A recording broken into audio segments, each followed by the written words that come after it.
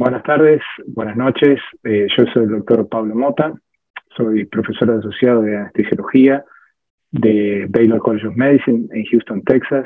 Trabajo en la división de anestesia cardiovascular pediátrica y dirijo un grupo de interés especial en cardiopatías congénitas en el adulto de la Sociedad de Anestesia para Cardiopatías Congénitas de los Estados Unidos. Hoy tengo el gusto de presentar el manejo anestésico de pacientes con cardiopatías congénitas para cirugía no cardíaca. El programa de hoy, tengo tres excelentes ponentes de distintos lugares aquí de Estados Unidos. Primero va a presentar la doctora Ingrid Moreno Duarte la estratificación de riesgo en cardiopatías congénitas en el adulto. La doctora Moreno Duarte se desempeña en la Universidad de Texas Southwestern, en el Centro Médico Infantil de Dallas. Después va a presentar el manejo anestésico de pacientes con cardiopatías congénitas en el adulto para la cirugía no cardiovascular, la doctora Bridget Pierce. La doctora Pierce se desempeña en el Hospital de Niños Mott de la Universidad de Michigan. Y por último, tenemos a la doctora Catherine Celesti del Boston Children's Hospital de la Universidad de Harvard, que nos va a hablar de la paciente obstétrica con cardiopatías congénitas y va a realizar las consideraciones anestésicas. Antes de empezar con el programa, quería introducirlos a lo que es la sociedad, lo que nosotros llamamos el SICA, que es la Sociedad de Anestesia Cardíaca Congénitos. La misma se ha fundado en el año 2005 y la misión nuestra es mejorar la atención y los resultados perioperatorios de los pacientes con cardiopatías congénitas. Inicialmente estábamos centrados en los niños, en los bebés, pero ahora, como ustedes saben, la mayor parte de los pacientes con cardiopatía congénita cardiovascular están en la edad adulta.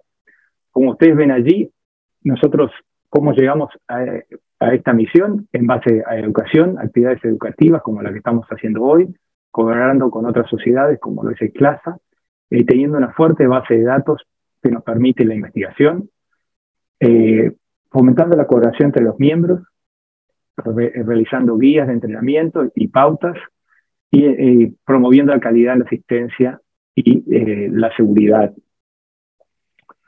Tenemos varias organizaciones asociadas, entre ellas la Sociedad Mexicana de Anestesia, la Sociedad Cardíaca Intensivos, la Sociedad de Anestesia Pediátrica, la Academia Congénita, y quizá en el futuro podamos desarrollar alguna colaboración más formal con Plaza. Como ven aquí, yo los invito a que se vuelvan miembros de nuestra sociedad. Lo pueden hacer mediante el web o mediante el código QR. ¿Qué beneficios tienen? Bueno, obviamente tienen descuentos para la reunión anual que tenemos. Tenemos un programa de webinarios en distintos temas relacionados a las cardiopatías congénitas y pueden a su vez ser miembros de la Sociedad de Anestesia Pediátrica con un descuento. A su vez, dentro de distintos grupos de interés, yo como les decía, yo encabezo el grupo de interés por las cardiopatías congénitas. Tenemos un grupo de estudio en Latinoamérica, que lo encabeza el doctor Juan Ibla, del Boston Children, y él trabaja es mentor de varios trabajos en Latinoamérica y en el desarrollo de una base de datos para Latinoamérica. Aquí por el código QR pueden contactarse con él y con su grupo de interés. Y por último, también quiero invitarlos a nuestra reunión anual. Va a ser el año que viene, va a ser aquí en Texas, en Austin. Como ven allí, hay una fecha límite para recepción de trabajos libres. Los invito a enviar artículos, tanto casos complejos como estudios que están realizando. Y vamos a tener uno de los problemas de aprendizaje basado en problemas, que va a ser en castellano. O sea que una parte del programa va a estar en castellano, encabezado por la doctora Lechowicz y Pelugas del Uruguay. Y finalmente, antes de pasar al programa, quería invitarlos al sábado 19 de noviembre, que tenemos un webinario de los avances en el bypass cardiopulmonar y en el monitoreo, en el cual hay varios excelentes ponentes, incluyendo la que es la doctora Zelinsky, que está aquí con nosotros, que va a hablar de bypass izquierdo. También se va a hablar de anticoagulación, la doctora Nina Buceta, que es una autoridad en el tema de anticoagulación, el doctor Jose en bypass y encebado, y por último el doctor Lynch en monitoreo durante la hipotermia profunda. Y para terminar, quería agradecer al doctor Riva, coordinador del capítulo cardiovascular del Plaza, que fue el que me contactó inicialmente para esta reunión, y quería decirles que vamos a hacer las 3 ponencias y finalmente vamos a estar abiertos para preguntas vía el chat. Muchas gracias por su presencia. Buenas tardes, mi nombre es Ingrid Moreno, yo soy anestesióloga cardiotorácica y soy intensivista, trabajo para el Hospital de Niños de Dallas y también trabajo para la Universidad de Texas Southwestern. Y yo hago anestesia cardiotorácica para adultos y niños. Hoy vamos a hablar de cómo evaluamos el riesgo quirúrgico en los pacientes adultos que tienen cardiopatías congénitas. En América Latina existen algunos reportes acerca de la incidencia y la prevalencia de la enfermedad cardíaca congénita. En los datos de 2012 a 2015 se sabe que 1 de cada 33 nacidos vivos tiene una cardiopatía congénita. De esos, 4 a 12 de cada 1000 tienen una anomalía cardíaca y aproximadamente de esos 54.000 niños viven en Latinoamérica. 41.000 de esos niños requerían algún tipo de tratamiento, pero desafortunadamente solo 17.000 pudieron ser intervenidos, y esta es una situación que no solo se repite en Latinoamérica, sino en otros continentes como Asia e inclusive en países más desarrollados también puede ocurrir. Las cardiopatías se pueden clasificar en cardiopatías acianóticas si no presentan cianosis, cianóticas o las cardiopatías adquiridas, además de muchas otras clasificaciones que pueden tener, pero en Latinoamérica las más comunes, de acuerdo a esa clasificación, son las siguientes. Para cardiopatías acianóticas, lo más común es la persistencia del conducto arterioso, las comunicaciones interventriculares y las comunicaciones interauriculares. De las cianóticas, las más comunes son la tetralogía de Fallot, la conexión anómala de las venas pulmonares y el tracto de doble salida del ventrículo derecho. Y de las adquiridas, generalmente vemos más miocardiopatías, pericarditis y enfermedad de Kawasaki.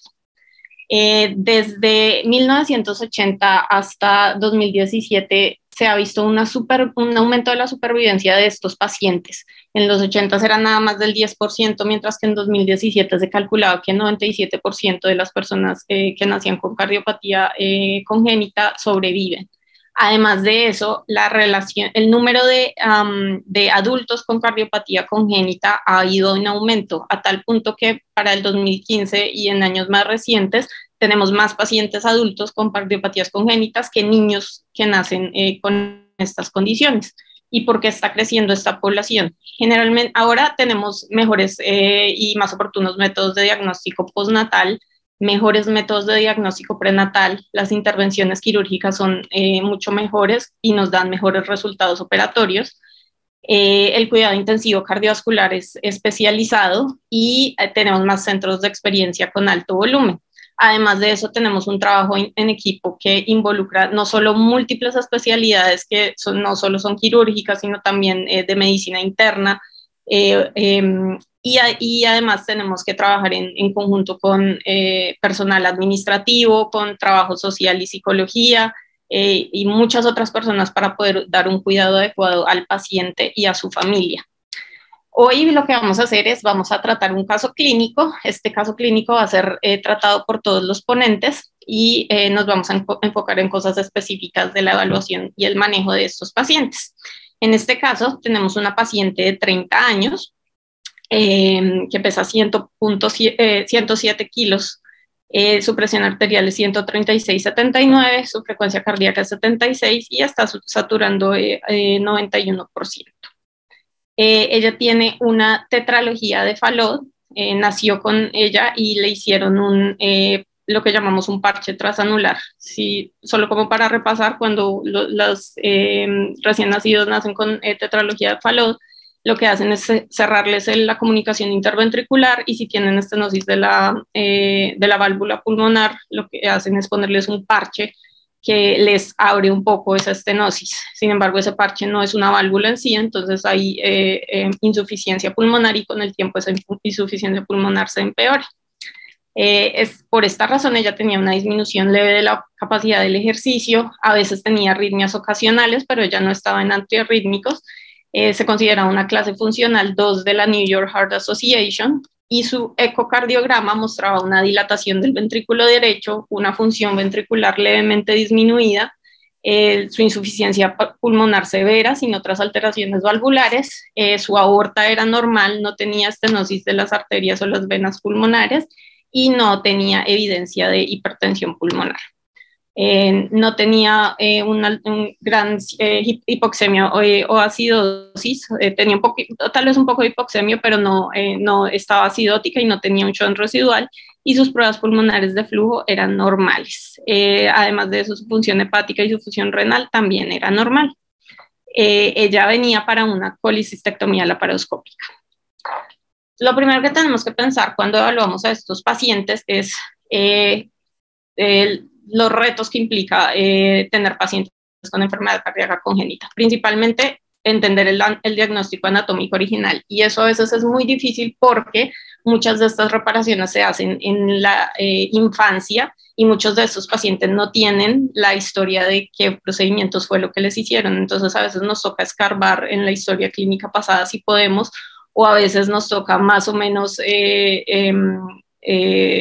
suponer el procedimiento que les hicieron, o enviarlos a test más especializados para saber qué fue lo que les realizaron. Del mismo modo, tenemos que entender después de la reparación cuál fue la fisiología que quedó con estos pacientes, es decir, para dónde va la sangre, de dónde viene la sangre que entra al corazón o a las pulmonares, dependiendo del diagnóstico, y cuáles son las consecuencias multisistémicas de todas estas operaciones y el diagnóstico anatómico original. En ese sentido, tenemos que saber también la importancia de estratificar el riesgo, y en estos pacientes es realmente importante porque estratificar el riesgo nos permite coordinar el equipo multidisciplinario que vamos a tener que llamar para tratar este paciente, y eso no solo ocurre dentro del intraoperatorio, sino también en el periodo pre y postoperatorio. Por ejemplo, en el preoperatorio tenemos que saber si este paciente necesita una consulta con un especialista en enfermedad cardíaca congénita, si necesita un especialista en neumología, etcétera. Nos sirve también para planear el intraoperatorio de quién va a ser el cirujano que va a realizar esta cirugía. Por ejemplo, en programas académicos tenemos muchas veces gente en entrenamiento, residentes y fellows, pero hay algunos casos en donde se necesita la persona más idónea realizando la cirugía lo más rápido posible, porque el paciente puede que sea de muy alto riesgo. Entonces esas son cositas que nos toca considerar también. También qué tipo de anestesiólogo debe tratar ese paciente. ¿Puede hacerlo un anestesiólogo general o debería ser alguien con más conocimientos cardiovasculares? Y en el postoperatorio tenemos que saber si ese paciente va a ir a la UCI o si puede estar en la unidad postoperatoria normal. Nos permite también evaluar el riesgo-beneficio de un procedimiento. Estratificar el riesgo nos ayuda a modificar cualquier factor de riesgo que pueda ser modificable para este paciente, y para optimizar las condiciones a las cuales este paciente entra a cirugía. Nos permite preparar estrategias en caso de complicaciones. Por ejemplo, si el paciente está muy descompensado y puede que en la inducción nos haga paro, entonces tenemos que empezar a pensar si necesitamos ECMO o no, o otro tipo de complicaciones. Nos permite escoger el sitio adecuado en donde se vaya a realizar el procedimiento, en términos de un sitio ambulatorio versus un hospital especializado. Nos permite decir los test preoperatorios, optimizar los recursos y, lo más importante, informar a la familia y obtener el mejor consentimiento informado. En ese sentido, para estratificar el riesgo se han creado diferentes escalas. Sin embargo, en los pacientes con enfermedad cardíaca congénita, como vamos a ver más adelante, no hay tanta información para crear una escala, pero idealmente una escala ideal debería tener una alta validación externa, debería ser específica para la población que estamos tratando, en este caso los pacientes con enfermedad cardíaca congénita. Debe ser moderna, o sea, debe incluir parámetros que estemos usándolos todos clínicamente y no parámetros que se hayan dejado de usar o que se hayan usado en el pasado y que ya no sean válidos. Y debe ser fácilmente implementable, es decir, que podamos, que si yo estoy en un hospital con muchos recursos o con muy pocos recursos, la puedo implementar igual. Hay escalas que están basadas en características del paciente y hay otras basadas en características del procedimiento. La literatura pediátrica nos dice que los niños con enfermedad cardíaca congénita que más riesgo tienen para cirugía son niños con ventrículo único, enfermedad cardíaca congénita no reparada, los niños con hipertensión pulmonar, con disfunción ventricular refractaria, los que están en lista de espera para trasplante, los que tienen lesiones residuales post-reparación, los cianóticos y los acidóticos, los que tienen infección, los que están con ventilación mecánica y los que tienen hospitalización prolongada.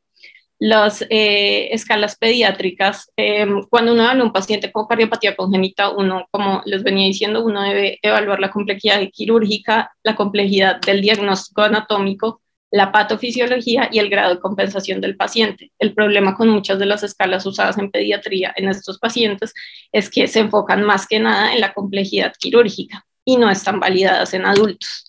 Las más comunes que tal vez ustedes conozcan son el RAC-1, la escala de la Sociedad de Cirugía Torácica y de la Sociedad Europea de Cirugía Cardiotorácica, y el score de Aristóteles. Y todas estas escalas básicamente dan grados de riesgo de acuerdo al procedimiento únicamente. Y entonces sabemos que las escalas pediátricas en general no nos dan todos los datos que debemos evaluar. ¿Qué pasa con las escalas de riesgo cardiovascular de adultos? Bueno, las que conocemos, que básicamente son las de la AJA y el índice de riesgo cardíaco revisado, desafortunadamente excluyen pacientes con enfermedad cardíaca congénita y además los pacientes con enfermedad cardíaca congénita no tienen tanta prevalencia de enfermedad coronaria, infarto reciente, muchos no tienen diabetes. Entonces todos esos factores que pesan mucho para un adulto que no tiene cardiopatía congénita no reflejan realmente el riesgo en un paciente con cardiopatía congénita. Entonces, ¿cómo lidiar con estos pacientes? Bueno, si me muevo a la parte de la cirugía no cardíaca, la literatura pediátrica tiene un score que salió hace muy pocos años y en ese score se evalúa el riesgo quirúrgico, la presencia de ventrículo único. El riesgo quirúrgico está determinado por varias tablas que seguramente ustedes habrán visto, en donde los procedimientos se clasifican de acuerdo a la especialidad y en esa especialidad hay procedimientos de más alto riesgo.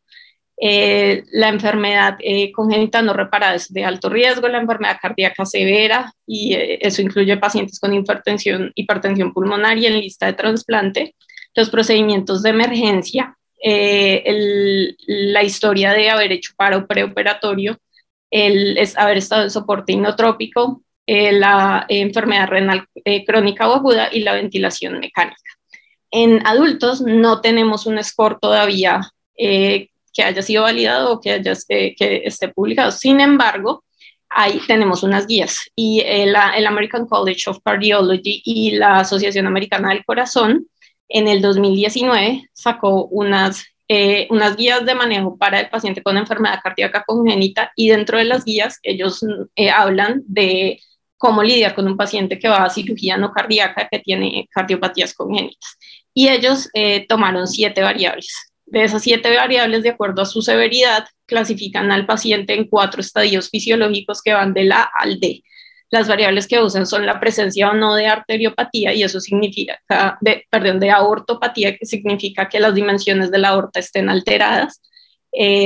La segunda es arritmias, y en arritmias ellos hablan de arritmias que estén medicadas o que no respondan a medicación, y dependiendo de eso lo clasificarán en un peor estado. Las enfermedades valvulares concomitantes, o sea, la presencia de insuficiencia pulmonar, insuficiencia aórtica, estenosis aórtica, etc. La disfunción multiorgánica basada en 3 órganos, los pulmones, el hígado y el riñón. La capacidad cardiopulmonar durante el ejercicio, que sea objetivamente valorada con el VO2, la presencia de hipoxemia o cianosis, la clasificación de la New York Heart Association, la presencia de hipertensión pulmonar, la presencia de un shunt, que todavía haya un shunt, ya sea de izquierda a derecha o de derecha a izquierda, es algo que le aumenta el riesgo a un paciente, y la presencia de una estenosis, ya sea en la aorta, en las arterias pulmonares o en las venas pulmonares. Además de eso, ellos también recomiendan tomar en cuenta la complejidad de la cirugía que tuvo el paciente o el diagnóstico que tuvo el paciente, y clasifican esos diagnósticos en tres grupos. Uno, que es las cardiopatías congénitas simples, que son comunicaciones interventriculares o interauriculares pequeñas, inclusive las reparadas. El 2, que es complejidad moderada, donde entrarían los Epstein, las tetralogías de Fallot y las estenosis pulmonares. Y la complejidad severa, que es el Fontan y todas las formas de ventrículo único, la transposición de las grandes arterias y todos los defectos cianóticos no reparados. Entonces, lo que dicen las guías es que si su paciente está en una clasificación 1 de la B a la D, 2 de la A a la D o 3 de la A a la D, esos pacientes idealmente deberían ser vistos primero por un equipo especializado en cardiopatías congénitas y deberían ser tratados en un hospital con experiencia. Sin embargo, a veces tenemos pacientes de emergencia, no podemos transferirlos, tenemos que ir a la cirugía ya, y eso es un escenario en el que se nos presenta más frecuentemente que no. Entonces, ¿para qué nos sirve este score? Literalmente nos sirve para lo que explicaba al principio, para planear, para que usted tenga un plan en caso de que su paciente se descompense durante la cirugía, o movilice a los equipos que tenga que movilizar, o por lo menos les avise por si acaso pasa algo durante la inducción o durante el caso. Quiero hacer una mención especial a un score que sí existe para pacientes adultos, pero es solo predictivo de mortalidad luego de cirugía cardíaca, no es para cirugía no cardíaca. Ellos hablan de 7 variables, en donde una vez más, como casi en todos los scores, se incluye la clase funcional, la tasa de filtración glomerular, el nivel de hemoglobina, si es muy alto o muy bajo, la urgencia del procedimiento, la presencia de endocarditis, las esternotomías previas, y además incluyen el score de la Adult Congenital Heart Surgery, que es básicamente un score que clasifica la complejidad de la cirugía que le van a realizar, siendo las comunicaciones interauriculares las menos riesgosas, y los Fontans o la revisión de Fontan entre las más riesgosas. Este score le da puntos al paciente, y de acuerdo a ese punto se clasifica en baja, intermedia y alta, y las mortalidades consecuentemente van aumentando. Lo hicieron entre Gran Bretaña y creo que fue inicialmente italiano y luego lo validaron en un hospital en Gran Bretaña. Y es muy nuevo, realmente es una de las cosas más recientes que ha sacado la literatura para valoración del riesgo en pacientes con enfermedad cardíaca congénita. Por último, quiero hablar de los pacientes con hipertensión pulmonar. La hipertensión pulmonar es un gran factor de riesgo en adultos con y sin cardiopatía. Para ello existen varios scores. Los más comúnmente utilizados son el REVEAL y el de la Sociedad Europea de Cardiología. No voy a entrar en detalle en esto, aunque estos scores no están dirigidos específicamente para pacientes con enfermedad cardíaca congénita, sí incluyen dentro de la población de estudio en donde hicieron estos scores inicialmente, sí incluyeron pacientes con enfermedad cardíaca congénita, y también les puede servir para de pronto decidir qué test hacer antes de llevar a un paciente con historia de hipertensión pulmonar. Volviendo a nuestro caso, esta paciente tenía varios factores de riesgo que la ubicaban en un estadio fisiológico B, y un factor de riesgo que la ubicaba en un estadio fisiológico D, que es de los más riesgosos. Entonces, además de eso, su cirugía inicial era de complejidad moderada. Entonces, la paciente básicamente estaba en una clasificación alta, y idealmente debería ser valorada en centro especializado o con un equipo especializado en cardiopatía congénita.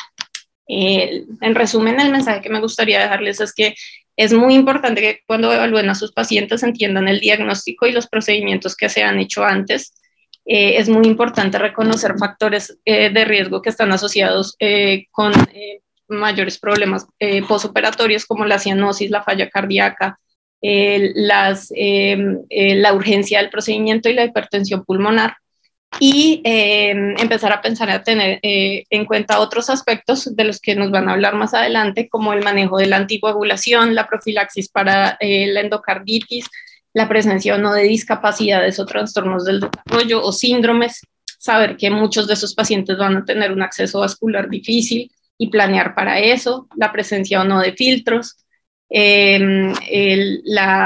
los problemas de tener anemia o porque tienen algunos pacientes eritrocitosis y la presencia o no de arritmias. Muchísimas gracias, muchas gracias al doctor Mota. Esta es mi información de contacto. Si tienen alguna pregunta, estaré muy feliz de escucharlos o de leerlos. Muchas gracias a todos. Thank you, Ingrid. We're going to follow with Bridget's presentation. Thank you very much. Muchas gracias por su presentación. Okay, I am muted. Okay. Thank you. Hello, this is Bridget Pierce, and I work at the University of Michigan. Buenas tardes, soy Bridget Pierce, trabajo en la universidad, soy de Michigan, soy anestesióloga pediátrica. Gracias por estar aquí. Voy a discutir cirugía no cardíaca para adultos con cardiopatía congénita. No tengo conflictos de intereses. Este es un vista aérea de mi universidad donde yo trabajo. Hoy día nuestro programa es comenzar con algunas cosas métricas, números en términos de cardiopatía congénita en adultos. Vamos a hablar de consideraciones anestésicas perioperatorias generales y luego vamos a hablar sobre alguna fisiopatología específica. Vamos a considerar el paciente que mi colega mencionó recién, mujer de 35 años de edad que tenía una tetralogía de Fallot, fue reparada cuando tenía 2 años de edad, se presenta para una laparoscopía, una colecistectomía laparoscópica, y vamos a ver algunas ideas de esta paciente. Ella es obesa y vamos a ver cómo la vamos a manejar. En términos de la población con cardiopatía congénita, ella dijo algo un poco, pero hay más de 1 millón de niños que nacen cada año con cardiopatía congénita y en el año 2022 la mayoría sobrevivió hasta la adultez. Y eso por diagnóstico prenatal, cardiología intervencionista, cirugía cardíaca pediátrica, manejo intensivo, por supuesto, anestesia.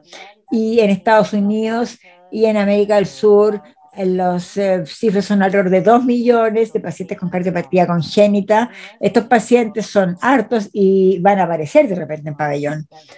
Y a medida que crecen, obviamente, tienen temas de adultos como bebés, comorbilidades, abuso de drogas, y la recomendación es que los adultos con cardiopatía congénita moderada severa debían verse cada 1 o 2 años en un centro regional especializado, pero la realidad es que menos del 10% de los pacientes, de hecho, están en control con un cuidado especializado, y en Estados Unidos hay aproximadamente 200 centros y solamente 47 existen en 28 estados. En América Latina se necesitan 270 centros, y la razón es que todos, a pesar de todo, hay que tener todos estos criterios para tener un centro integral, y es difícil tenerlos todos.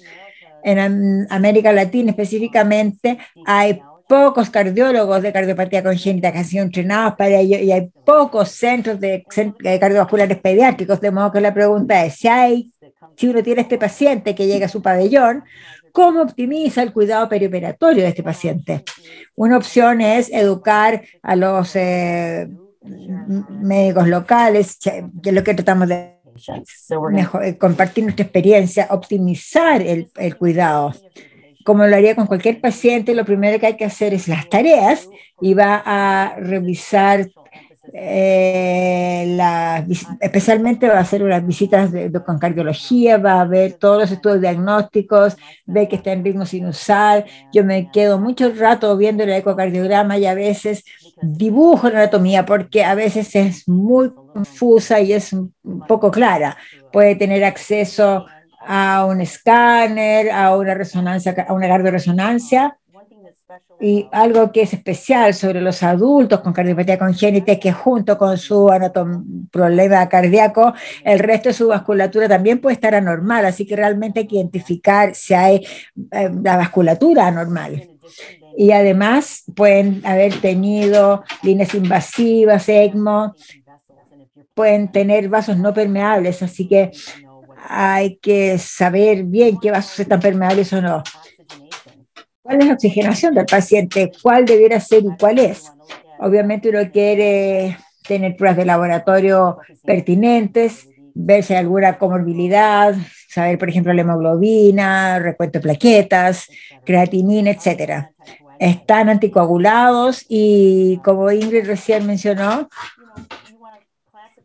uno los clasifica en riesgo simple, mediano o complejo en cuanto a cardiopatía congénita, y esto se basa en el tipo de lesión, si han sido reparados, si esta reparación fue completa o paliativa, saber la función ventricular, el estado de los conductos, si hay cianosis o no hay cianosis, si es su tolerancia al ejercicio, su capacidad funcional. Una vez que uno ha hecho esta tarea, entonces, si usted tiene un paciente de complejidad mediana o altamente compleja, la idea es tener un abordaje multidisciplinario, y esto no tiene que ser una mesa redonda. Puede haber una comunicación entre los servicios, que puede ser una llamada, email, pero todos los que intervienen aquí, los intensivistas, cardiólogos, tienen que elaborar una estrategia preoperatoria segura para estos pacientes. Específicamente hablamos de medicamentos. Están anticoagulados, debiéramos detener la anticoagulación cuando se salga. Los medicamentos cardiovasculares típicamente continúan el perioperatorio, pero uno puede tener un inhibidor de la ECA. Vasodilatadores pulmonares típicamente continúan, y específicamente no quiere detener los vasodilatadores pulmonares. Puede discutir el abordaje quirúrgico, porque pueden, en caso de la cirugía laparoscópica, por la fisiopatología del paciente, a lo mejor no es lo más seguro. Monitoreo preoperatorio también puede abordarse con el conocimiento de que es su labor como anestesiólogo ver esto. Yo nunca llevo un paciente a pabellón hasta que no sé a dónde va a ir en el postoperatorio. Esto puede ser a la casa, puede ser en la sala, o puede necesitar un cuidado más intensivo. Y finalmente, en el evento de un evento catastrófico en el pabellón, hay que determinar si es candidato o no a ECMO, si tiene ECMO en su institución. Algunos pueden tener un marcapasos, y por supuesto tiene que evitarse la interferencia eléctrica, y uno no quiere que el marcapasos descargue la mitad del paciente en la mitad de la cirugía, y la decisión para reprogramar debe ser hecha por el cardiólogo que maneja a este paciente, que maneja el marcapaso. Y si se inactiva el marcapaso, hay que tener un monitor cardíaco y un desfibrilador externo. Hecha la tarea con el paciente, tenemos una reunión multidisciplinaria. ¿Cuáles son algunas de las otras consideraciones perioperatorias? Bueno, piensen en el ayuno. El ayuno debe ser corto. Muchas veces a los pacientes se les suspende la alimentación en la noche, y si no se ven hasta las 4 de la tarde, el día siguiente es mucho ayuno. No hay nada malo con tener 2 horas de ayuno. Si el paciente no tolera la hipovolemia, puede tener un bolo intravenoso, un bolo de volumen. La otra pregunta para nosotros siempre es: ¿qué tipo de anestesia? Por supuesto preferiríamos tener la menor intervención posible. Una buena sedación está bien, pero a veces no la toleran. Lo mismo con la anestesia regional. A veces la simpatectomía química es una contraindicación. Vamos a hablar de eso. Y finalmente anestesia general, y puede tenerlos con una mascarilla laringea, o a veces hay que intubarlos.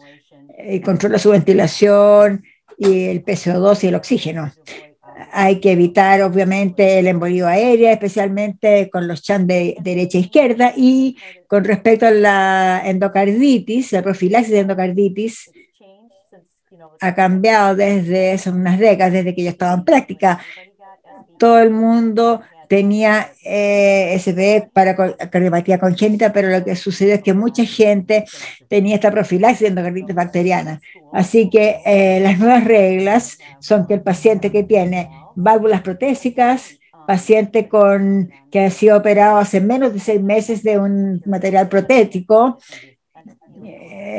que aún no se han endoteliorizado, pacientes que tienen material protésico, pero también tienen un shunt residual cardíaco que puede evitar la endotelización, pacientes con una cardiopatía cianótica no corregida y específicamente procedimientos que incluyen procedimientos invasivos dentales, orales, intestinales o del tracto genitourinario. Toda nuestra preparación, ahora entremos a pabellón.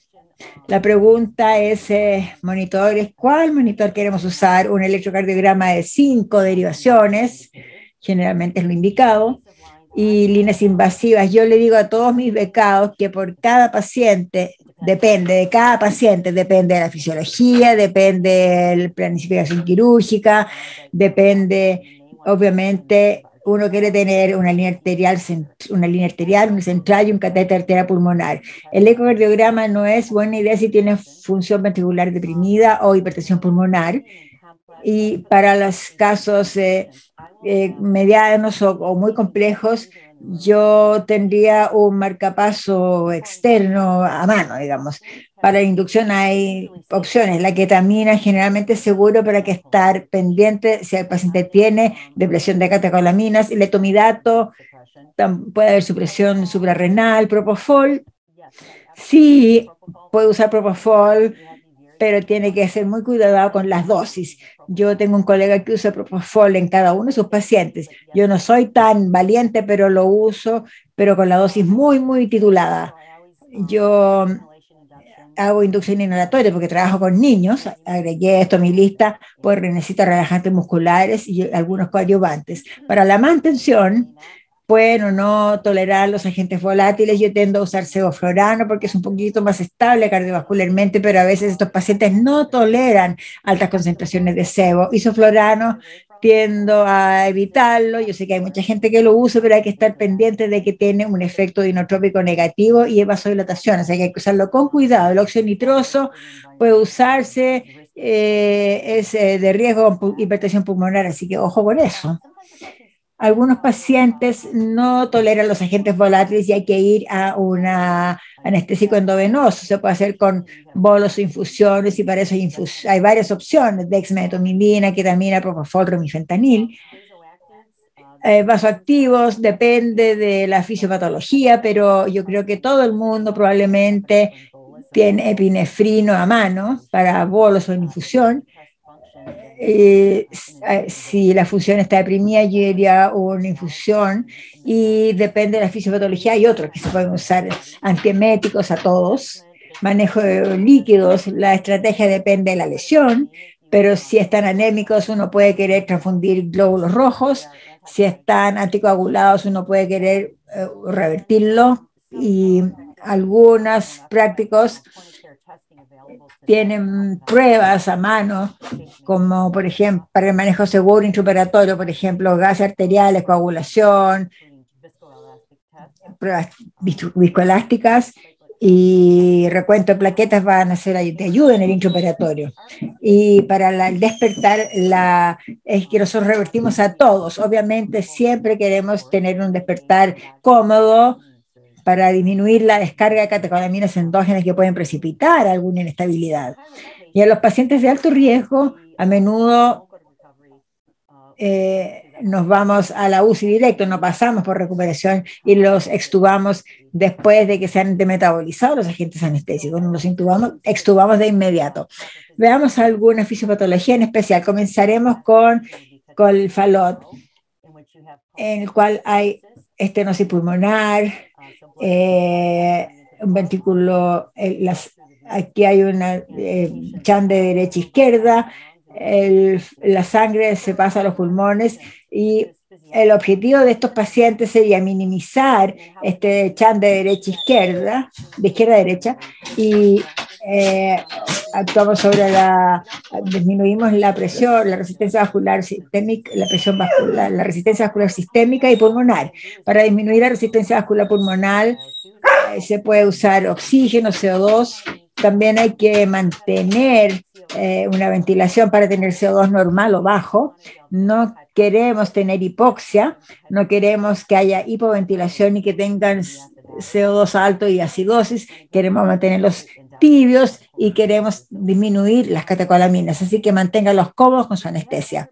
Si tiene una tetralogía no reparada y tiene un componente de estenosis pulmonar, puede considerar un nitrópono negativo como el esmolol cuando hay espasmo fundibular y puede disminuir el chant de derecha a izquierda. Para mantener la resistencia vascular sistémica, lo que queremos hacer es evitar la vasodilatación sistémica, así que está con agentes volátiles y que son vasodilatadores, puede querer ir a una infusión de fenilefrina o vasopresina. Y nuevamente, si va a ser una anestesia regional, la simpatectomía puede no ser bien tolerada por estos pacientes.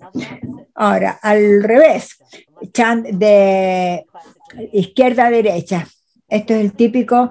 Aquí la situación es que hay sangre que va desde el lado izquierdo al derecho y hay sobrecirculación pulmonar y realmente hay mal flujo anterógrado. En esta situación, el objetivo anestésico es minimizar el chant de derecha a izquierda. ¿Cómo lo hacemos? Vamos a disminuir la resistencia vascular sistémica para mantener un flujo anterógrado y lo que queremos hacer es contraer la vasculatura pulmonar, aumentar la resistencia vascular pulmonar para disminuir esta sobrecirculación pulmonar y para hacerlo, para disminuir la resistencia vascular sistémica, es fácil para los anestesiólogos. Damos agentes volátiles que son vasodilatadores, también se pueden usar vasodilatadores directos o una simpatectomía puede ser de utilidad con una anestesia regional. Uno quiere evitar la vasoconstricción con anestesia superficial. Si están hipotensos, uno no quiere vasocontraer, entonces puede necesitar algún agente inotrópico como epinefrina. Para aumentar la resistencia vascular, si está aumentada la resistencia vascular pulmonar, hay que disminuir la FiO2 y dejen que hipoventilen un poco, que la CO2 suba un poco. Entonces, este es el riesgo a corto plazo. A largo plazo, el riesgo del chant es que la sobrecirculación pulmonar puede llevar a una remodelación vascular no favorable, una vasculopatía y a hipertensión pulmonar. Y un rápido repaso de las vías vasoactivas en la hipertensión pulmonar. Este es un dibujo de un corte de una arteria pulmonar. Este es un glóbulo rojo, el azul es el recubierto endotelial y este color más naranjo es los músculos. Cuando hay aumento del flujo, el óxido nítrico se estimula y se genera GMP cíclico, que esto produce una vasodilatación, puede ayudar, puede disminuir la fosfodiesterasa, en la vía del GMP cíclico, aumenta el MP cíclico, produce vasodilatación, podemos intervenir farmacológicamente con medicamentos, con prostaglandinas y se puede producir también vasoconstricción, entonces antagonizamos esta vía con prostaciclinas. Si tiene un paciente que tiene hipertensión arterial pulmonar y tiene que anestesiarlo, ¿cómo lo manejamos con cuidado? Quiero señalar que con el tiempo esta definición ha cambiado y la definición actual de hipertensión arterial pulmonar es una presión arterial pulmonar de 20 en reposo y una resistencia pulmonar vascular de 3 unidades Wood. Lo que queremos hacer es evitar una crisis hipertensiva pulmonar. Por supuesto, lo que sucede es que cuando hay pequeños aumentos de la presión arterial pulmonar va a haber insuficiencia del ventrículo derecho y un colapso hemodinámico. La mortalidad para la hipertensión pulmonar en cirugía de urgencia es alta, un 50%. Entonces, nuestro objetivo es minimizar la resistencia vascular pulmonar y mantener la función del ventrículo derecho. Para hacerlo hay que tener un FiO2 alto, mantener una buena ventilación, bajar el CO2. Podemos agregar óxido nitroso, sildenafil, iloprost, nosetán y milrinona, que es vasodilatadora. Vamos a evitar hipoxia, evitar la hipercapnia, mantenerlos tibios y bien anestesiados. Para mantener la función del ventrículo derecho queremos evitar los inótropos negativos y la hipovolemia y apoyar seguramente con epinefrina exógena. Estos son los pacientes que uno realmente hay que considerar monitorizar en forma invasiva. Y hay que tener cuidado con la sedación. Voy a hacer una sedación ligera. El problema es que si uno desprime la respiración puede precipitar una crisis de hipertensión pulmonar. Con el tiempo, entonces, cuando uno tiene esta chant de izquierda a derecha y mucho flujo pulmonar, puede terminar con una fibrosis pulmonar y una obstrucción de estos vasos vasculares.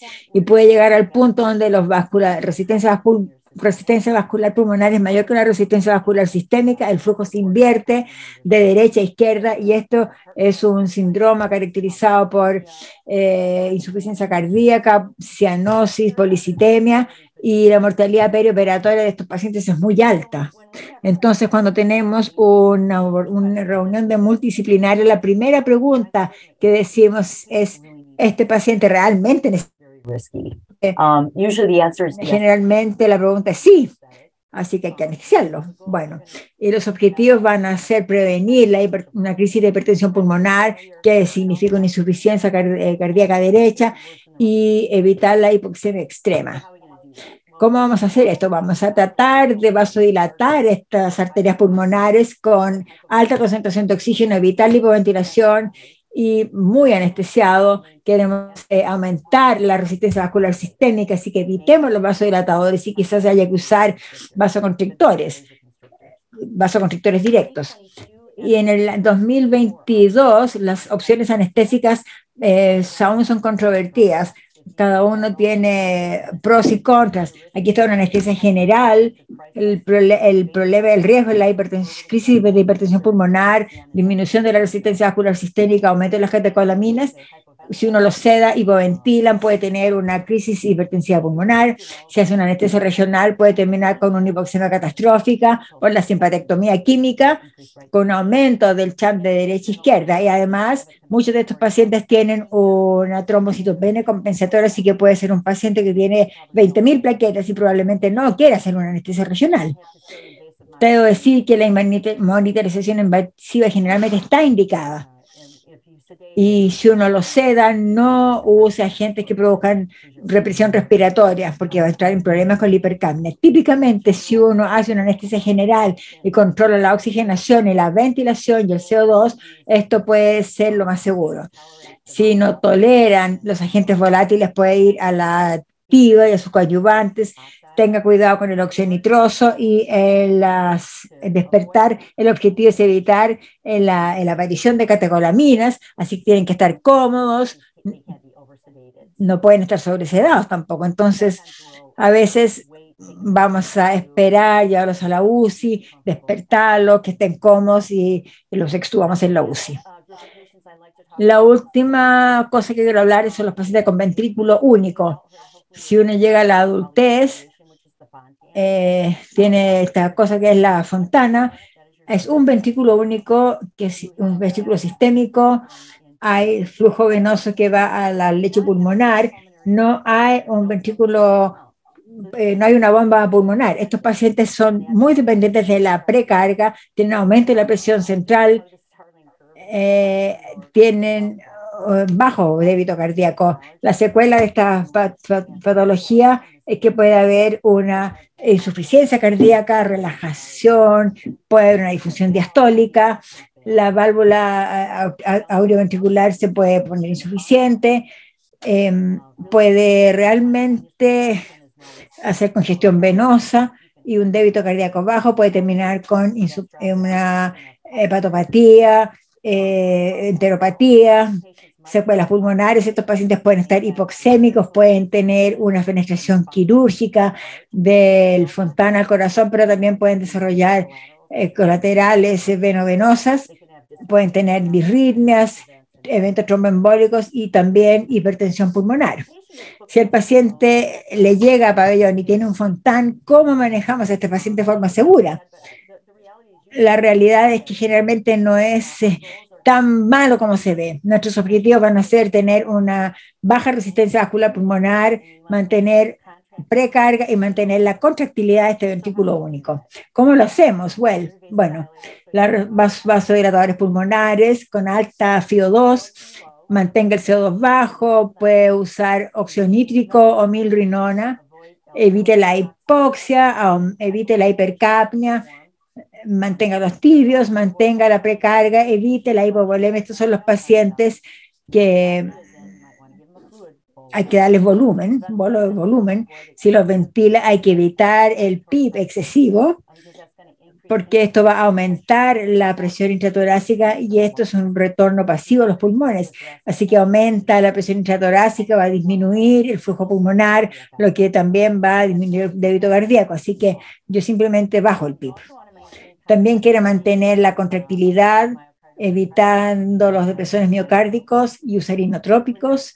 Y con respecto a la inmunización invasiva, hay pacientes que necesitan lina, se hacen un catéter venoso central y muchos de nosotros nos gusta avanzar la guía y no va a tener una ectomía confirmatoria. El cable va a la arteria pulmonar, no al ventrículo.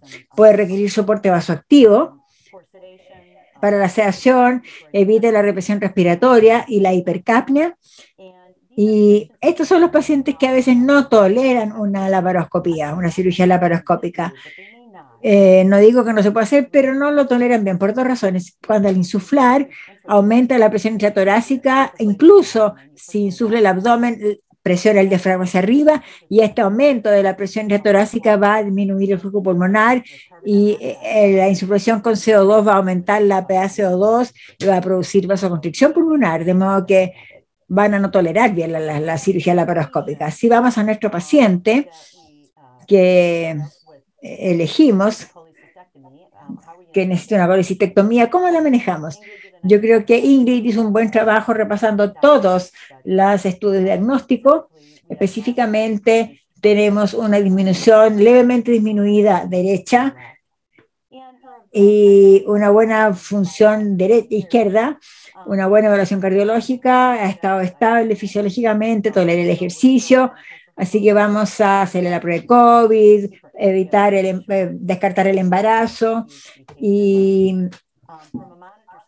desde el punto de vista del monitor, monitorización de 5 derivaciones, líneas invasivas. Yo creo que para este paciente no le pondría línea arterial, otros sí le pondrían.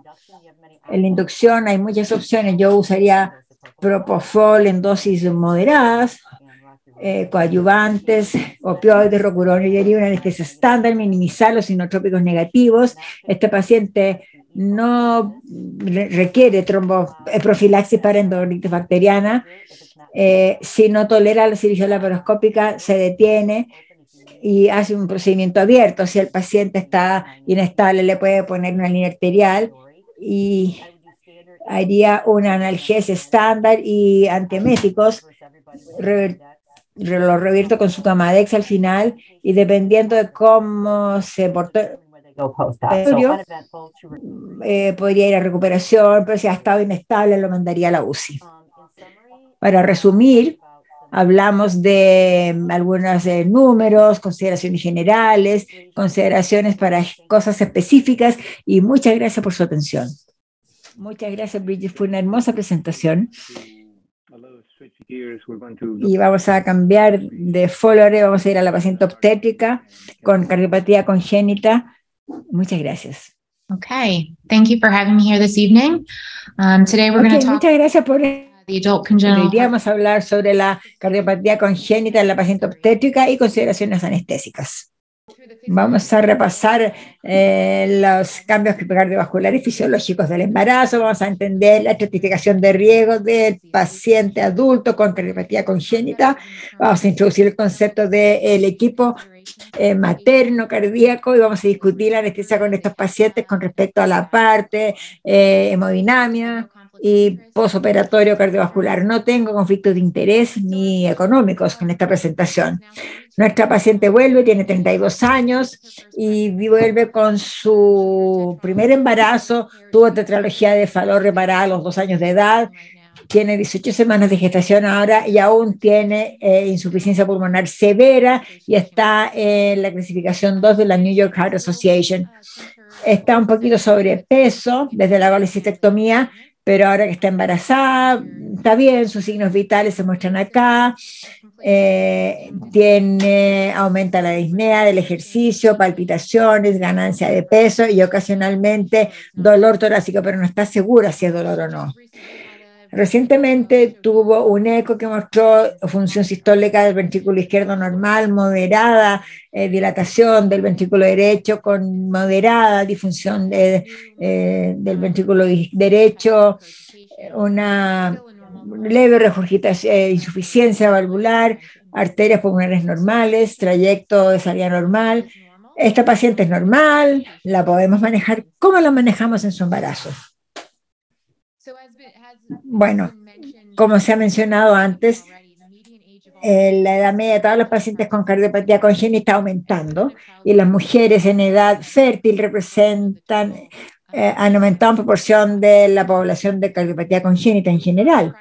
Así que no es de sorprenderse que las tasas de embarazo y parto están aumentando en pacientes con cardiopatías congénitas. Y esto es verdad en todo el mundo. En Estados Unidos el número de partos ha aumentado, así como en Canadá, en el Reino Unido, en Europa. Recientemente mostraron que no solamente los embarazos aumentaron, sino que también el número de embarazos en mujeres con la forma más severa de cardiopatía congénita también ha aumentado. Desgraciadamente no pude reunir datos de América Latina. La cardiopatía congénita materna se asocia con aumento del riesgo de mortalidad materna y fetal, morbilidad neonatal, fetal y materna. Hay recidiva de esta cardiopatía congénita y aumenta el riesgo de tener efectos malos en la madre. La cianosis materna es predictiva de un mal devenir fetal. Durante el embarazo, el cuerpo sufre una serie de cambios fisiológicos para acomodarse a la circulación fetal y a los requerimientos metabólicos del feto.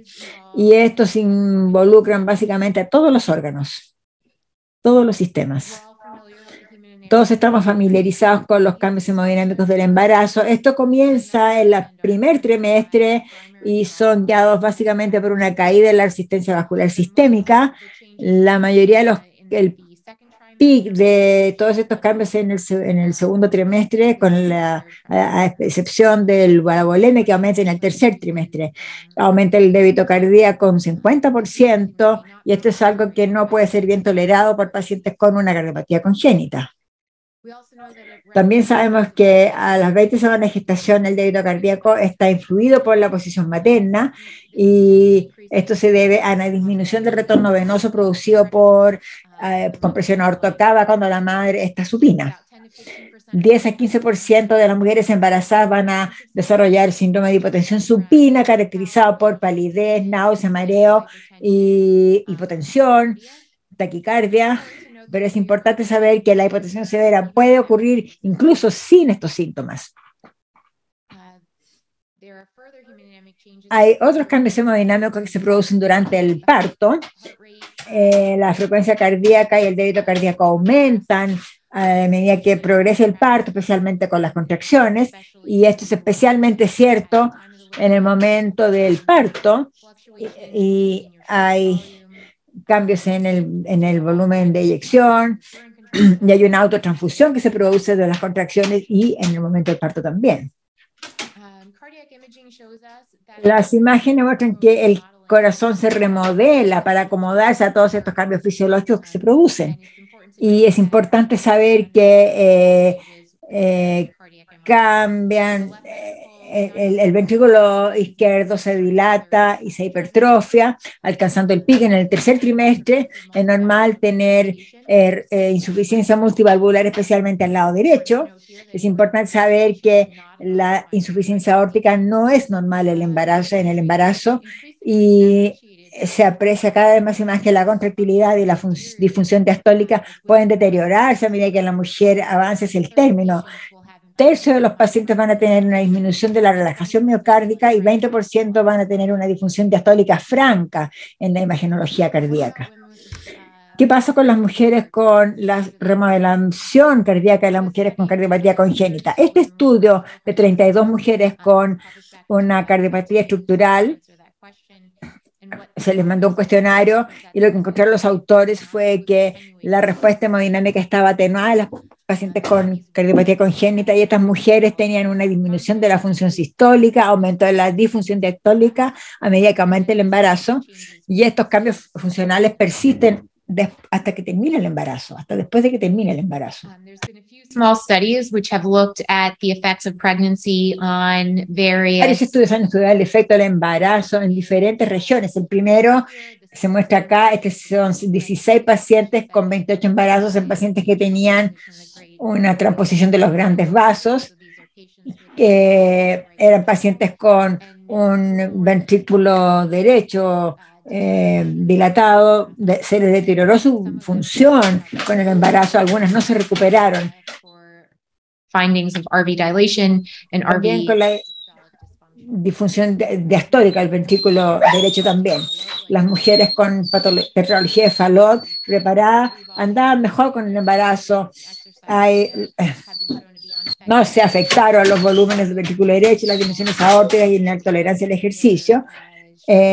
Pequeños aumentos en el ventrículo izquierdo y volumen sistólico, pero esto puede ser una variante de lo normal. Toleran mejor el embarazo los tipologías Fallot. ¿Cómo estratificamos el riesgo en estas mujeres con cardiopatía congénita en el embarazo? Hay tres principales índices que se ven en la literatura: el CARPREC-2, el Sahara y la clasificación modificada de la OMS. La clasificación modificada de la OMS es la más usada y es la más certera en términos de clasificar a las mujeres con una cardiopatía congénita y que son adultas. Es importante saber y notar que esta clasificación de riesgo se basa en opinión de expertos, de modo que realmente debe usarse como una primera mirada para estratificar el riesgo en las pacientes y luego hay que reestratificarlas en base a hallazgos específicos.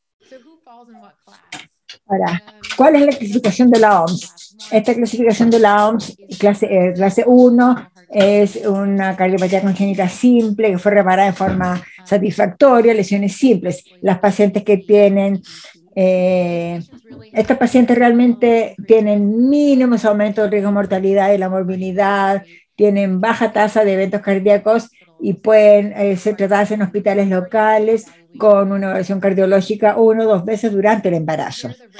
De aquí aumentan los riesgos y la mortalidad, morbilidad y eventos cardíacos aumentan en la clase 2. Aquí es donde uno va a encontrar lesiones no operadas, una tetralogía Fallot reparada, como nuestra paciente, la mayor parte de las arritmias. Estas pacientes tienen pequeños aumentos de la mortalidad y riesgo moderado de aumento de la morbilidad. Y cuando uno comienza a manejar pacientes en esta clase de riesgo, uno quiere tener un equipo obstétrico involucrado también. Estas pacientes probablemente pueden ser manejadas en un hospital local, pero el cardiólogo debe tener el paciente debe tener evaluación cardiológica más a menudo.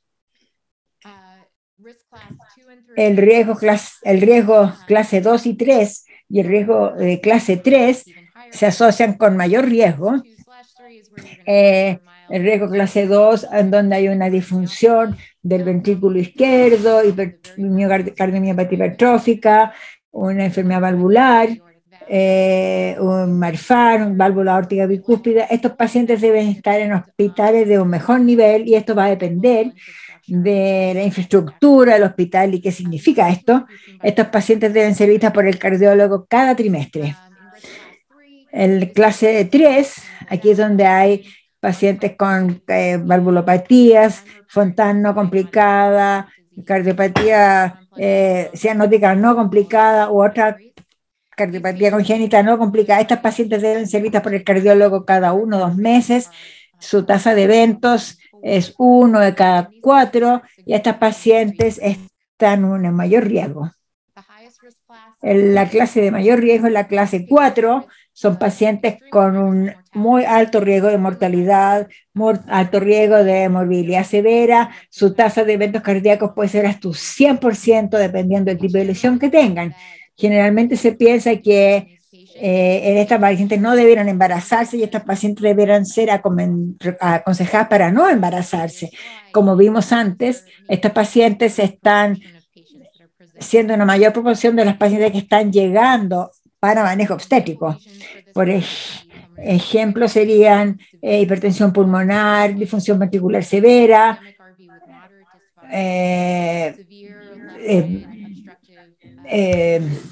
lesiones obstructivas severas, Fontans de cualquier un Ehlers-Danlos, y es crítico tener un buen equipo obstétrico y tener un hospital de muy alto nivel, y necesitan ser vistos por el cardiólogo al menos una vez al mes.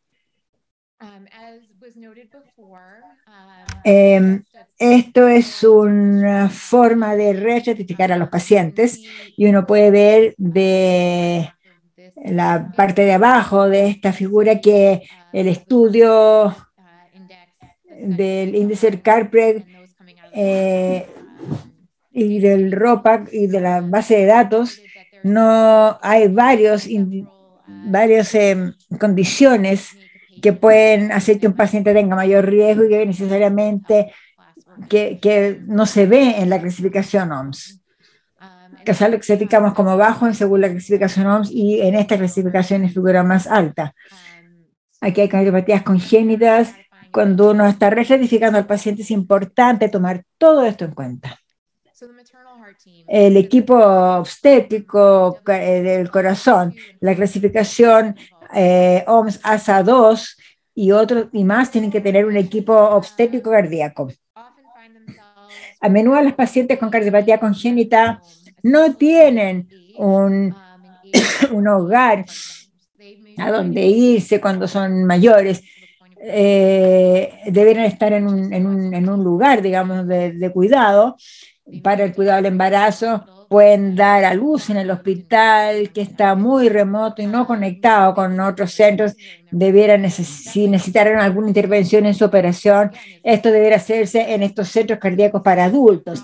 Cuando estos pacientes tienen problemas, estas pacientes deben ser evaluadas y no queda claro dónde se las puede cuidar mejor, cómo pueden tener un buen equipo cardíaco materno. El objetivo de este equipo cardíaco maternal es reunir o tener todos los equipos que pueden manejar a esta paciente embarazada con cardiopatía congénita. Estos equipos pueden existir en una institución, en múltiples instituciones en una ciudad, pueden existir en múltiples instituciones que están geográficamente remotas unas de otras, pero el objetivo es que todos se junten a discutir cómo deberá monitorizarse esta paciente, qué imágenes necesita, dónde debe ser llevada, dónde debe ser manejada, y también este equipo da los recursos para dosificar los remedios, los medicamentos de transición, y manejar la anticoagulación durante el embarazo y después del parto. Todos estos equipos dependen en qué clasificación de riesgo está la paciente. Para los pacientes de bajo riesgo, en riesgo 1, estos van a ser manejados por su obstetra o un médico de cabecera, un interconsultor, un cardiólogo y enfermería. Cuando la clasificación es 2 o más, hay que tener especialistas cardiólogos, y los pacientes de mayor riesgo hay que involucrar a anestesiólogos especializados, cardiólogos subespecializados, cardiocirujanos, neonatólogos y potencialmente algunos otros trabajadores de la salud, especialidades de la salud. Las mujeres con cardiopatía congénita que llegan adultos llegan a ser madres. ¿Dónde debieran tener la guagua estas mujeres? Y esto va a depender del riesgo materno, que depende de la severidad de la madre, de su cardiopatía, las comorbilidades que puede haber como consecuencia de su cardiopatía congénita o como patologías del adulto, y ver los factores de riesgo. Y esto debiera, dónde deba tener la guagua va a depender de los requerimientos que tenga y cómo manejar si hay una emergencia. En Estados Unidos, el Colegio Americano de Obstetricia y Ginecología sugiere que las mujeres con una cardiopatía congénita del adulto debieran ser derivadas a un centro de nivel 2 que tiene cuidados especializados. Este es un hospital que tiene banco de sangre, tiene un anestesiólogo siempre disponible, no necesariamente en la casa, pero está disponible. Y estos pacientes se ponen más graves, uno quiere que vayan a niveles de mayor especialidad dependiendo de los recursos. Para los pacientes de mayor riesgo deberían ser a un centro regional que tiene UCI, que tiene medicina materno-fetal, especialistas y ojalá un cirujano cardiovascular, ECMO y servicio de trasplante. ¿En qué lugar del hospital debieran dar a luz estas mujeres? El parto es manejo obstetra, porque el obstetra y el anestesiólogo pueden manejar las emergencias obstétricas. Sabemos que lo malo es que no todas las unidades de maternidad tienen cuidado de UCI en términos de monitoreo, drogas vasoactivas y experiencia de enfermerías. La otra opción es una UCI cardíaca. Quizás es más cómodo manejar pacientes con una enfermedad cardiovascular severa en estas unidades, pero aquí las enfermeras no se van a sentir cómodas con una paciente que está en trabajo de parto. Tiene que haber obstetras de urgencia y recursos neonatales disponibles. Si uno quiere dar a luz en pabellón, la ventaja es que puede tener de urgencia ECMO o bypass cardiopulmonar a mano. Y realmente el pabellón es lo que realmente consideramos si alguien tiene una disección aórtica, un Marfan, así que pueden pacientes requerir tener una reparación de urgencia después del parto. ¿Cómo debieran ser manejarse estas pacientes? Pues se les deja tener un trabajo de parto, una operación cesárea electiva, o debieran ser la operación cesárea sería la forma más segura para muchas de estas mujeres, pero eso no es el caso ahora. Una revisión sistémica de 119 estudios que estudió como 30.000 pacientes mostró que el parto vaginal es seguro en pacientes con toda la severidad de cardiopatía congénita. La tasa de cesárea no se traduce en mejor resultado en la madre y tiene mayores riesgos y eventos adversos, especialmente para el neonato. Las complicaciones perinatales y la mortalidad materna se asociaron con síntomas de la New York Heart Association 3 a 4, lo que uno esperaría que fuera así. Realmente, entonces, lo que tiene que suceder para estas pacientes es que tiene que haber desde entrada un manejo multidisciplinario, deben ser individualizadas en cuanto a su riesgo para que se les dé el nivel apropiado de cuidado.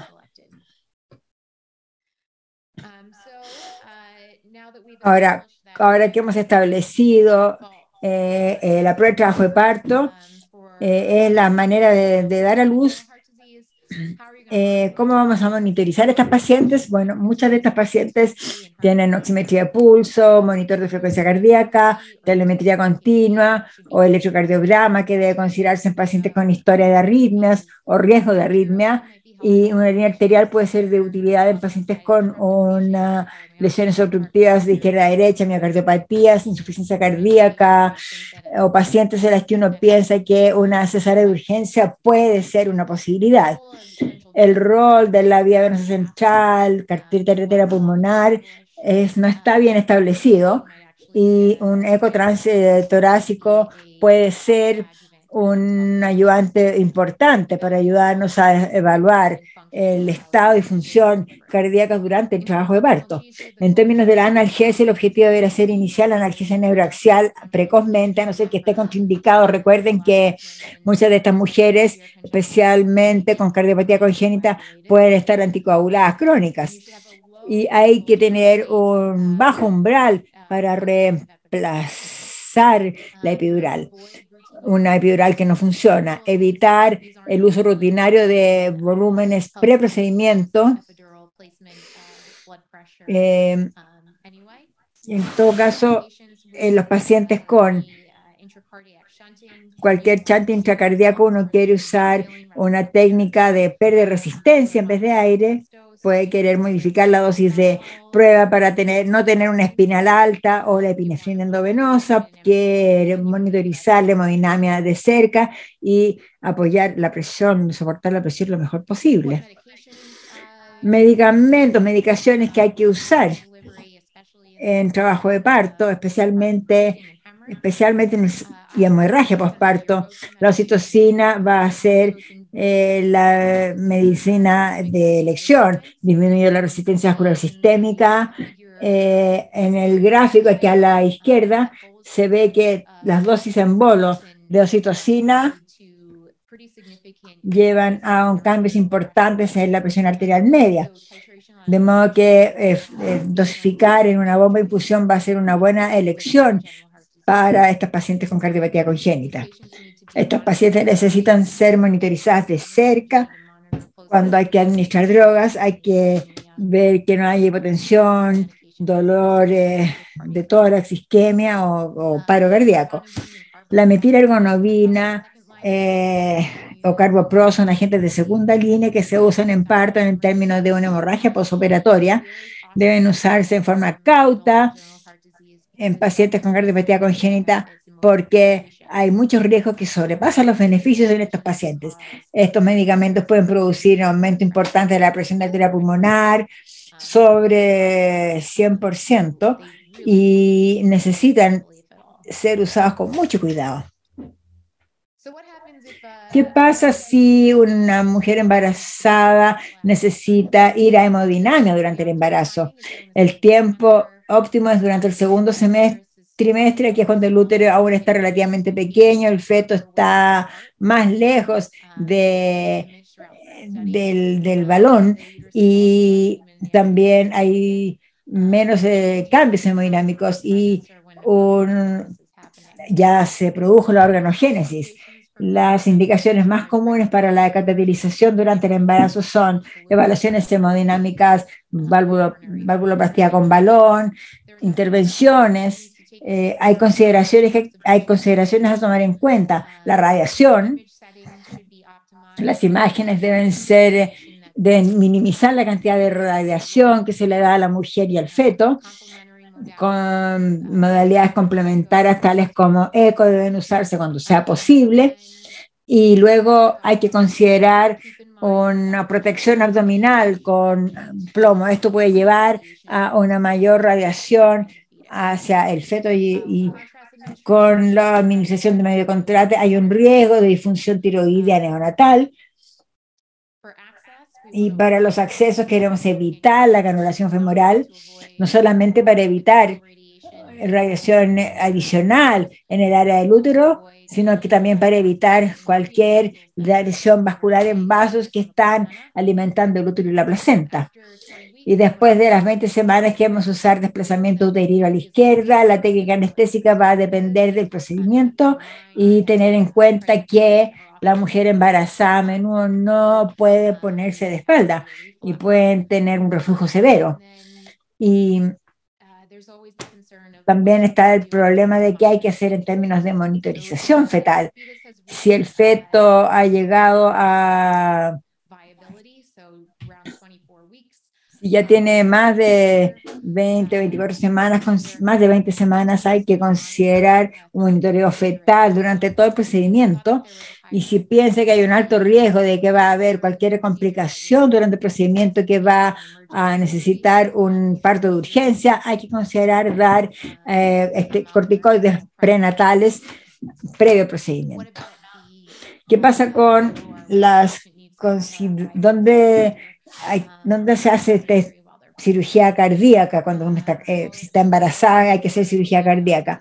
Estos estudios hechos en 179 estudios en 386 pacientes, esto es muy raro, la mortalidad materna fue 7,3%, que no es tan elevada de la mujer no embarazada, pero la mortalidad fetal es muy alta. Y se encontraron que la mortalidad fetal disminuía en el tercer trimestre, pero eso solamente si la operación cesárea se realiza previo a la cirugía cardíaca. Si la cesárea no se hace antes de la cesárea, la mortalidad fetal es alta. Las consideraciones, la cirugía cardíaca debe hacerse fuera de bomba en lo posible, por ejemplo, un bypass. Debe hacerse después de las 20 semanas. El conducto del bypass debe cambiarse para dar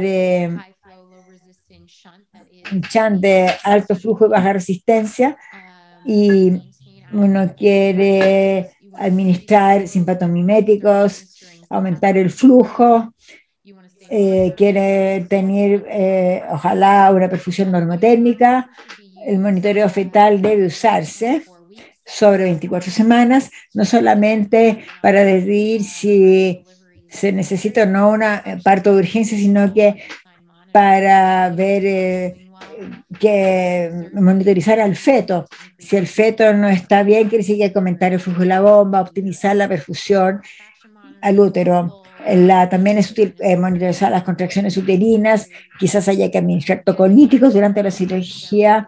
También se puede considerar dar corticoides antenatales, y la planificación de emergencia multidisciplinaria es necesaria. Emergencias cardíacas, ¿qué hacemos? Se debe hacer maniobra de resucitación igual que en una mujer no embarazada, desplazar el útero hacia la izquierda a las 20 semanas, o si la edad de gestación no se conoce, si el útero está a nivel del ombligo más arriba. Si uno va a usar desfibrilador, hay que usar la desfibrilación estándar, pero hay que remover el monitor fetal antes de hacer la desfibrilación para evitar arcos eléctricos, y hay que tener una vía aérea precozmente, un tubo endotraqueal pequeño. Esto debe hacerle una persona experimentada, y si no tiene retorno a la circulación espontánea, hay que considerar una operación cesárea premortem o ECMO. La cesárea premortem se asocia con mejores resultados tanto para el madre y el feto. Ahora, volviendo a nuestro paciente de 32 años de edad con una tetralogía cefalorreparada que llega con una hipertensión pulmonar severa, 18 semanas de gestación, aumentó las palpitaciones, la disnea, aumentó el peso. Muchos de estos pacientes caen en lo que se considera hallazgos normales de un embarazo, y esto es una de las cosas que complica el manejo de los pacientes con cardiopatía en el embarazo, y a veces dilata el diagnóstico de la cardiopatía en el embarazo. Muchos de los síntomas que usamos como síntomas en la paciente no cardíaca son parte de este embarazo normal, y los hallazgos del eco de esta paciente pueden ser considerados normales en el embarazo. Entonces, nuestra paciente estaría en una clasificación materna de la OMS2, tiene un buen equipo maternal, una buena evaluación del cardiólogo, matronas, tiene servicio por el cardiólogo cada trimestre. Para el parto puede ser en el hospital local, dependiendo de los recursos que tenga el hospital. Puede hacer un parto normal. Habría que hacer una prueba de trabajo de parto, poner una epidural bien al inicio del trabajo de parto para asegurarnos de que trabaja bien la epidural, que funciona bien, lo pedirá, y dada su obesidad, sería bueno ponerla precozmente. Monitoreo de presión no invasiva, más frecuentemente de lo que uno monitorizaría una paciente sin cardiopatía, esta paciente debe tener oximetría de pulso, frecuencia cardíaca y puede que se necesite también un monitoreo más intenso, y es un electrocardiograma. Y en el postparto ella puede recuperarse en la sala normal, pero con monitoreo más intenso. Estas son mis referencias y muchas gracias por escuchar. Very good presentation again. Ahora quedamos abiertos a preguntas.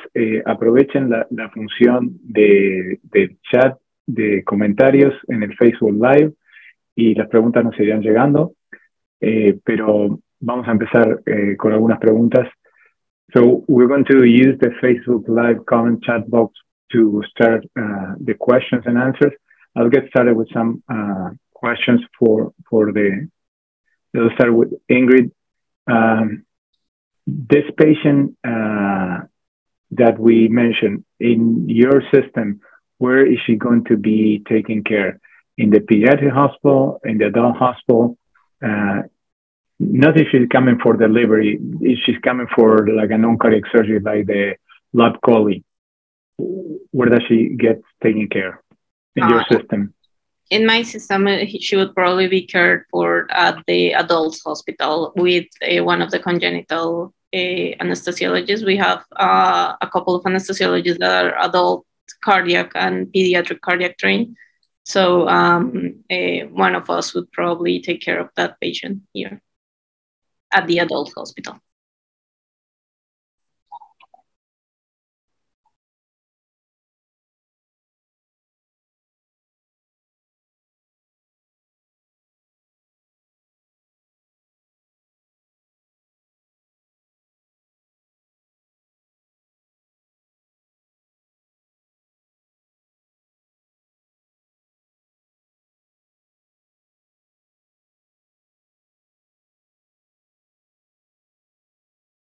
Them.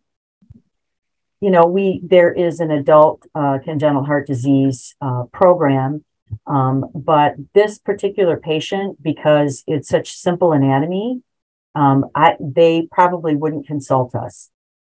If it's more complicated anatomy, transposition or systemic RV, perhaps, but for this patient, they probably would not involve the congenital team.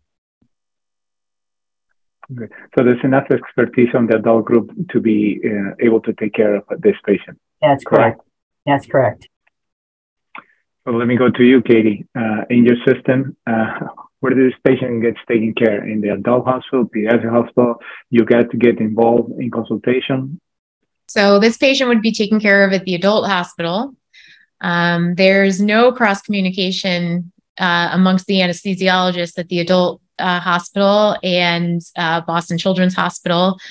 We do consults for patients presenting for Main-Aorta surgery at Boston Children's, but not at Brigham and Women's, which is our I guess, sister adult hospital.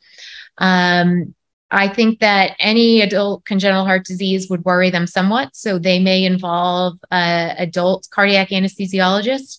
But again, the adult cardiac anesthesiologists at that institution aren't necessarily trained in congenital heart anesthesia. We do have a service that takes care of all of the adult congenital heart patients that leave Boston Children's. It's called the Boston Adult Congenital Heart Service, or BAC. And they follow the patients to the adult hospital. It's a group of cardiologists. So what would happen is this patient would go to the adult hospital, be taken care of by an adult cardiac anesthesiologist, and they would get recommendations from the cardiologist about management, but there wouldn't be anesthesia to anesthesia consultation. Perfect, thank you. We get the questions from the group. Let me ask you another question. Let's change this patient, and if this patient was a single ventricle with decreased function coming from a lab chole. Ingrid, that patient will still be done in the adult hospital. So it's a single ventricle, so a Fontan with decreased function. I think they would still do it at the adult hospital. still with one of the congenital cardiac anesthesiologists. Sería un hospital de adultos con un anestesiólogo cardíaco. Si este paciente tiene una tetralogía, o sea, tiene un ventrículo único, un Fontan con mala función, ¿dónde se maneja? Nuestra política como institución es que cualquier paciente con ventrículo único debe manejarse por un anestesiólogo pediátrico cardíaco. Sin embargo, yo tendría que ir al hospital de adultos para manejarlo allá a este paciente. Pero yo le daría el manejo pero yo me voy al hospital de adultos. Ustedes tienen privilegios en el hospital, sí. Estos van a ser, digamos, este es el cirujano adulto que nos pide eso, pero nosotros, anestesistas pediátricos, manejamos al paciente en el hospital de adultos. ¿Trabajan solos o con un hospital, con unos anestesiólogos adultos? No, solos. Katie, ¿qué pasa en Boston Children? El paciente va a ir al hospital de adultos y va a ser manejado por el anestesiólogo cardíaco adulto.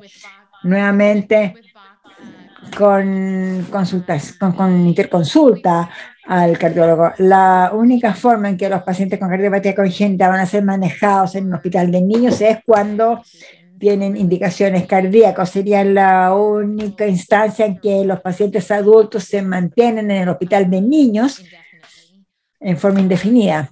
Estamos tratando de cada vez mover más y más el cuidado al hospital de adultos, pero no los vemos para procedimientos que no son de pabellón. Una vez que tienen cierta edad, alrededor de los 20, a principios de los 30 años, se van al hospital de adultos.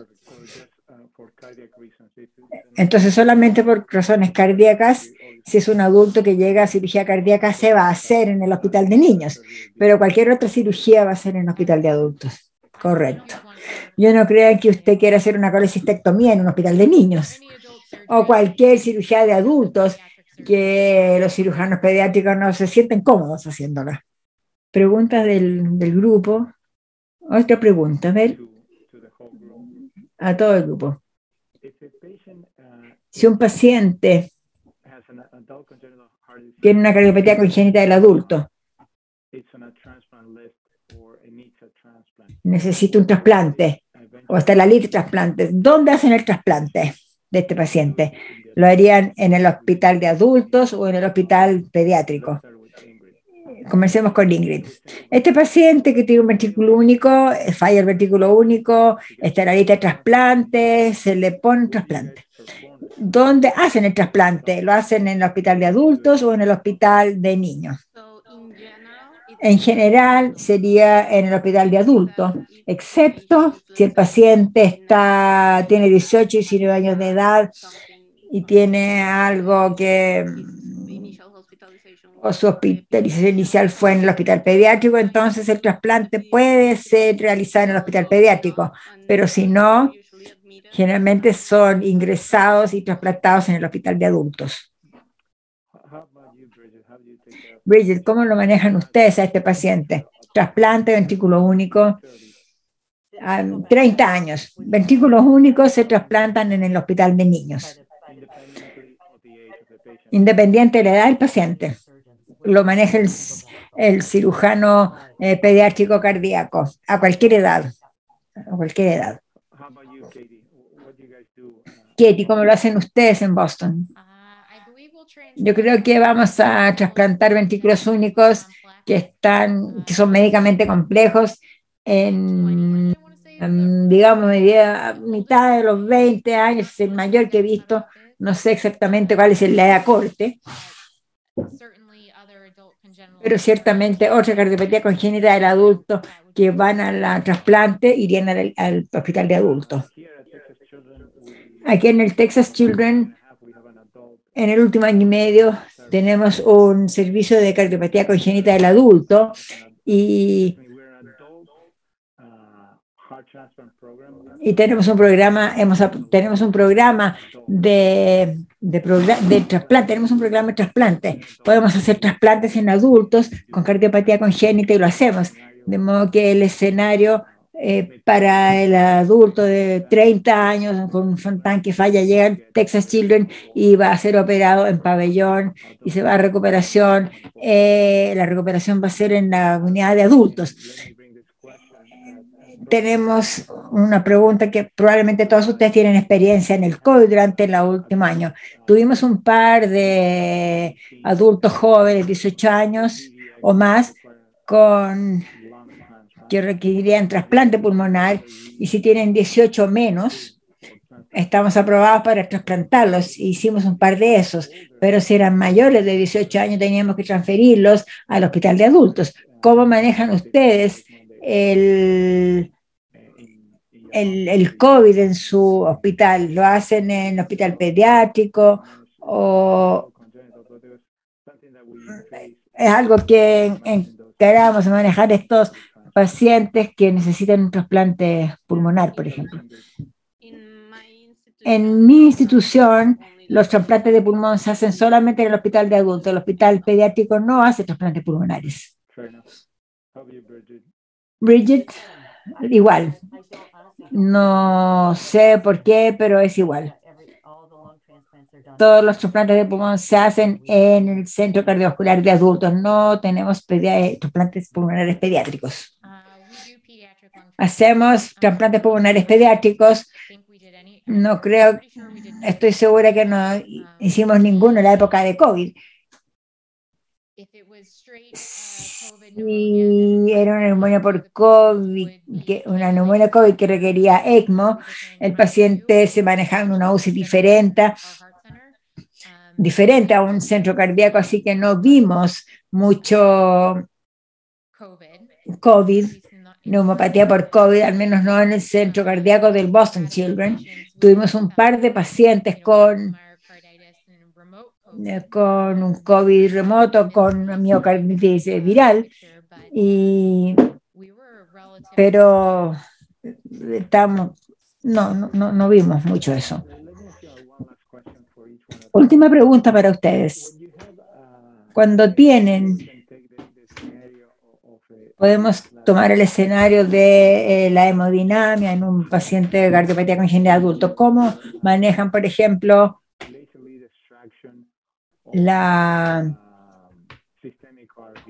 una resistencia vascular sistémica, un paciente que tiene un CSENI, tiene un ventrículo sistémico que necesita una intervención? ¿Cómo manejan esto? ¿Dónde lo hacen? ¿En el hospital de adultos, de niños? ¿Tienen ECMO? ¿Cómo manejan a estos pacientes complejos? ¿Quién se involucra en estos procedimientos? ¿Un anestesiólogo adulto, pediátrico?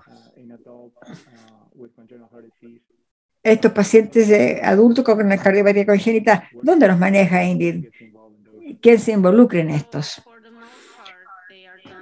En la mayor parte de las veces en el hospital de adultos tiene un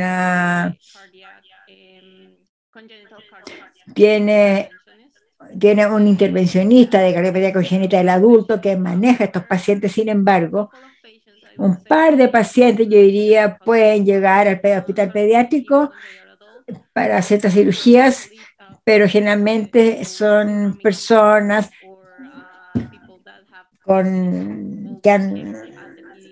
que se han cuidado toda la vida en el hospital pediátrico y otros cuidados también en este hospital, pero no es tan frecuente. A menudo son derivados a hospitales adultos para ser operados del corazón por cardiólogos adultos. Buena pregunta, pero yo creo que depende de la experiencia y la experticia de la cardiología intervencionista.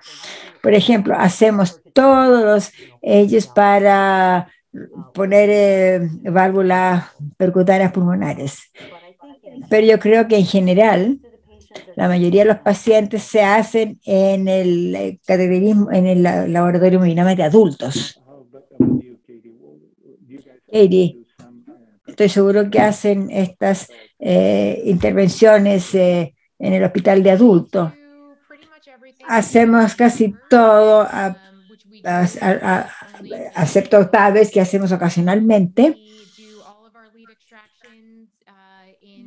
todas lo que era el laboratorio Minami. Ahora estamos en un solo piso, de modo que es una sala de cateterismo única. Tenemos de llamada al lado un cirujano cardiovascular que pueda poner al paciente en ECMO y eventualmente hacerle un bypass. Pero todos se hacen en el hospital pediátrico, a no ser que sean referidos al hospital de adultos, que ocasionalmente sucede. Yo sé que sucedió durante mi beca. En términos de intervenciones, los pacientes con cardiopatía congénita, que son adultos, hacemos casi todo. No vamos a planificar intervenciones coronarias. Si llegan por una válvula y encuentran que tienen lesión coronaria y tienen que operarse la coronaria, y si no es complejo, pueden considerar traer a alguno de los cardiólogos intervencionistas porque tienen privilegios con los niños, así que pueden ayudar con el stent, pero si va a ser extenso, van a cancelar el procedimiento y lo reagendan para que se lo hagan en el hospital de adultos. Tricuspid valves, mitral valves. Las válvulas tricuspidias, válvulas pulmonares, válvulas aórticas, estudios hemodinámicos en pacientes con cardiopatía congénita de 50, 60 años. Hemos hecho oclusiones valvulares, hemos hecho todo en pacientes que ya son más adultos, lo hemos hecho en el hospital de niños. Esto abre todo un área de debate sobre si acaso los pacientes geriátricos debieran ser manejados en un hospital pediátrico con anestesiólogos que no manejan pacientes geriátricos muy a menudo. El paciente del cateterismo que dije tenía 85 años. Parece que no hay más preguntas del auditorio, pero me gustaría agradecer a todos los oradores. Creo que fue una gran reunión. Yo creo que es interesante ver cómo diferentes centros en Estados Unidos trabajan, porque no hay una solución perfecta. Cada hospital tiene que trabajar con el hospital de adultos vecino, a qué edad, hasta qué edad lo atienden, y debiera haber alguna comunicación entre ellos y consultas entre ellos. Y como Bridget dice, quizás tenemos que ir a donde el paciente es mejor manejado al final del día. Tenemos que ver el estándar de cuidado al paciente. La cardiopatía congénita es el principal problema que tiene este paciente. Estará mejor en un centro de cardiopatía congénita, pero si son mayores y tienen otras comorbilidades, quizás esta atención podría hacerse en un hospital pediátrico. Yo creo que aquí llega una pregunta para ti, Katie. En el uso de TIVA en pacientes con cardiopatía embarazadas, mujer embarazada con TIVA. ¿Qué piensa de la TIVA en una embarazada? TIVA como para un cateterismo. Para un cateterismo, yo creo.